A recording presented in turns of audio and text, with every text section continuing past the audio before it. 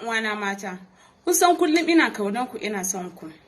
Tambaya anan shine mata masu makeup. I'm not against people that they are doing makeup or I'm just trying to advise you guys. For how long will you be doing makeup on your face every day? Powder, foundation, ga kinan fuskan ki cike da pimples baki gyara ba. Ku garzaya ku zo gurin Sadiya Haruna, wato ni mai magana. Babu irin face cream din da bana siyarwa, kun gansu ko na nawa ne akai, kai ko na 1000 akwai ku zo, amma set on is 5000, amma the highest price that's 7000 idan kina so fuskan ki kalkal irin nawa. Sannan akwai na stretch mark, akwai body lotion, wannan shine na stretch mark. Sannan akwai shower gel na wanka kenan.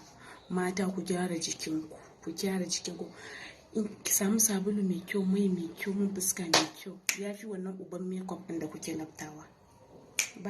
Assalamu alaikum wa rahmatullahi wa barakatuh. Kamar yadda kuka sani, suna na Sadiya Haruna. Sako zuwa ga mutanen Instagram.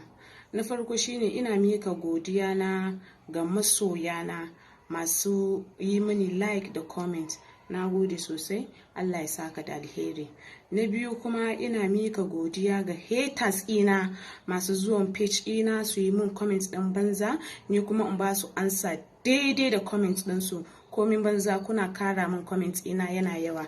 Sannan na uku, godiya zuwa ga mutanen da ba sa bibiyan shafi na, wato ma'ana ba sa following dina, amma kullum sai sun ziyarci page ina su kalla videos ina. Kuma ina mika godiya ta musamman. Komin banza kuna kara min viewers, amma ku sani fa masoya ku kuka zo na farko.